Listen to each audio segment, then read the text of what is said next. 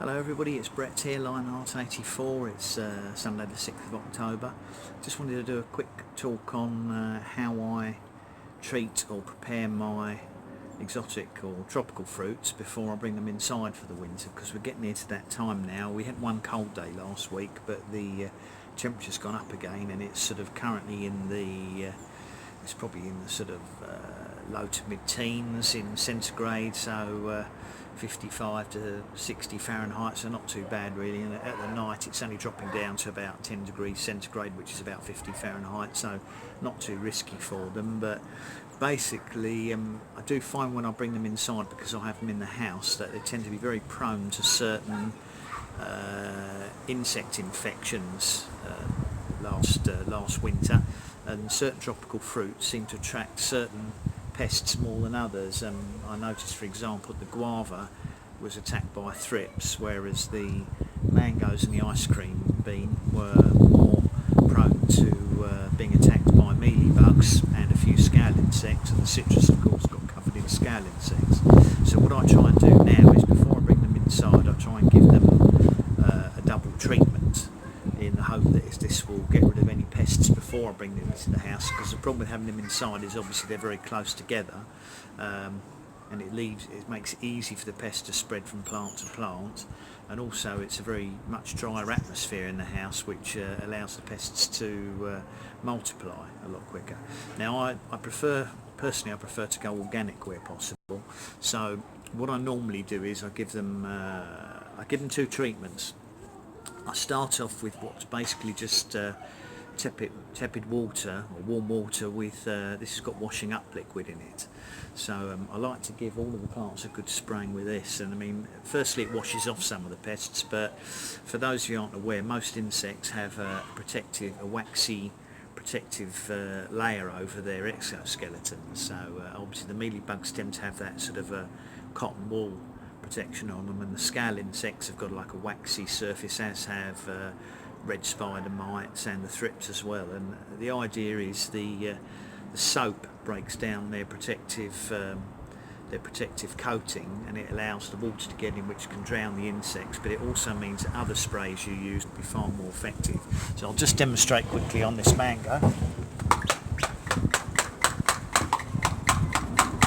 This is my Keat mango.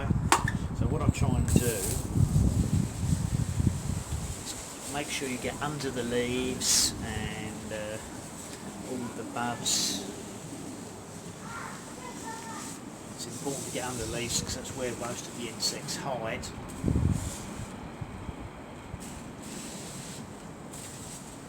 Give the plant a good soaking, because it's only soapy water, so it's not going to do it any harm. And you make sure you go all the way down the stem, because the scale insects and the mealybugs will hide in all sorts of crafty places. And obviously, if you can actually physically see, if you can see any bugs, if you're not squeamish, you can scrape them off with your fingernails or squeeze them, whatever you want to do to remove them. But obviously the idea of that, most of that will spray it off. Now I normally use a two-stage treatment. It's not easy to get things like neem oil here in the UK, so I like to buy an organic garden spray. Now this one says it treats aphids, red spider mites, whiteflies, scale insects, mealybugs, caterpillars, and will probably work on thrips, leaf hoppers and other such things. But my main concern are the mealybugs and the scale insects. They're the biggest problem. Now this is completely organic, this one, and this uses rapeseed oil instead of neem oil. Which again, that oil breaks down and suffocates the insects, and it's also got pyrethrum in it, which is extracted from chrysanthemum flowers, and that's a natural insecticide rather than a man-made one. So normally I'd leave this to dry out for an hour or two, and then apply this one as a second dose, and then bring the plant inside after it's dried out. But just as it's only one video, I'm just going to show you quickly now. I may as well spray this now and be done with. If you've got sensitive skin, you might want to put gloves on to do this. Not really a problem for me because I'm going to wash my hands straight afterwards anyway. Again, try and get underneath all the leaves, which is where the mealy bugs, in particular the scale insects, will tend to hide. You may see some on the plant while you're treating it, so if you give them a good soaking, that should be the last time you see them, all being well. Again, spray it all down the stem if possible.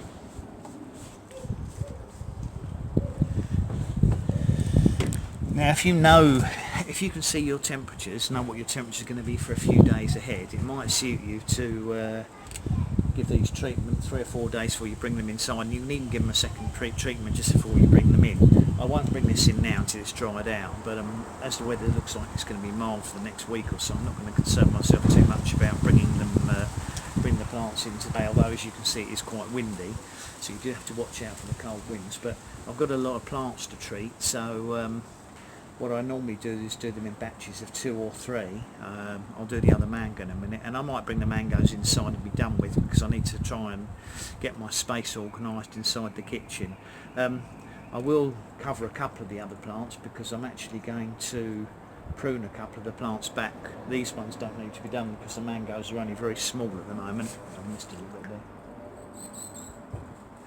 Frankly, the mangoes are very small, so they don't really need to be pruned or trimmed. But some of my plants, like the tropical guava and the cherimoyas, are getting a bit on the large side now. So realistically, because space is at premium, I'm going to give them a prune back before they go inside, and that may well, hopefully that'll boost their vigour next year. And I'm looking to get the stems to get a lot thicker and stronger as well. I'm trying to encourage the thickness of the stems because they're more likely to get flowers and fruits on them in the next year or so.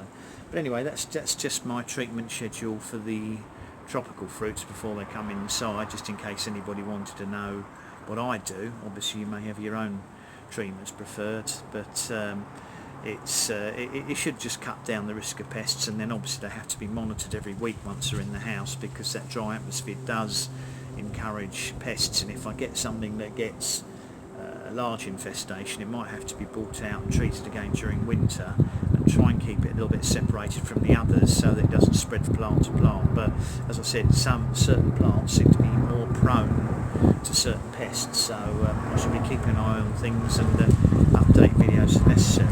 Anyway, that's me out for now. You're welcome to like the video, you can share it if you want, you're welcome to subscribe to my channel if you haven't already, and obviously if you hit the bell you'll get notifications of any future videos I post with updates on how the plants are doing over winter. Anyway, that's me out for now. Thanks for watching.